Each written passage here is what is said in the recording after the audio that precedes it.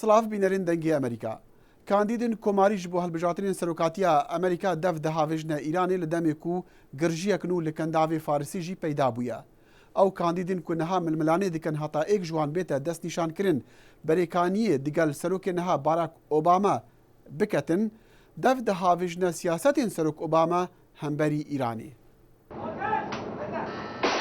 لەشکری ئیرانی شەڕەدەڤێ خوا لە دێژی ئەمریکا گەرم کردیا لە دەمەکی و دۆرگرتنی نوێن ئابووری دیارە کاریگەریە خراپ دکەنە سەر ئابووریە ئیرانی. ئیران لە ڤان دوماهیە مەشق و ڕاهێنانên دەریایی لە تەنگاڤا استراتیجیە هۆرمز بداوی ئیران ئەو ڕێکەکە سەرەکەیە ji بۆ فرۆتنا نەفتا کەنداوی. تەهران گەفەیە دیکەتن هەنارتنا نەفتê دوێ تەنگاویدا ئالۆز بکەتن ئەگەر وڵاتین ڕۆژئاوا بەندکردنێ دانن سەر فرۆتنا نەفتا ئیرانی. کاندیدê کومارî Mitt Romney rexneyê li rêbazên Serok Obama digirit hember Îranê. Wî neşaya dûrgirtinê tund û karîger danît, wî neşaya piştevaniya cudabîrê Îranî biket, wî neşaya nexşeyeka kêrhatî dabirêjît, heta rê li niyazê Îranê bigirît ji bo destve înana navokî. Welatên Rojava Îranê xetabar dikin ku li jêr sîbera bername navokî bo mebestên medenî çekê navokî durist diketin. İran vê xetabarkirinê haşa diketin. Kandîdê heta niha li rêza duê ji nav berbijarên komarî Rick Santorum.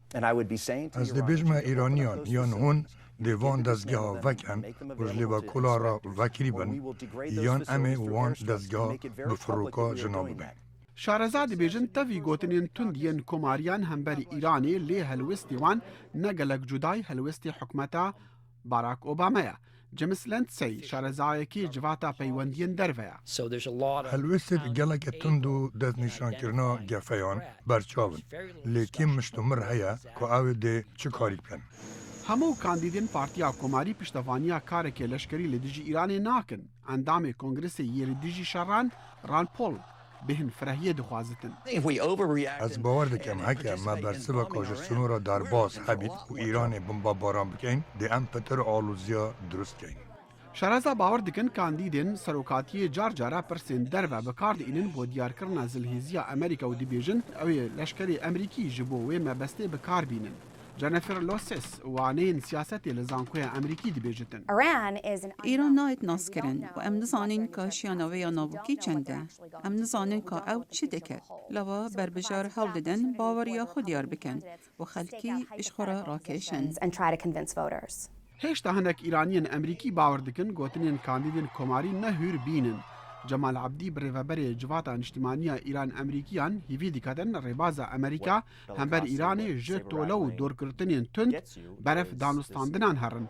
Lê wesa diyar e ev nabite naverokê helbijartinên serokatiya Amerîkî efsal.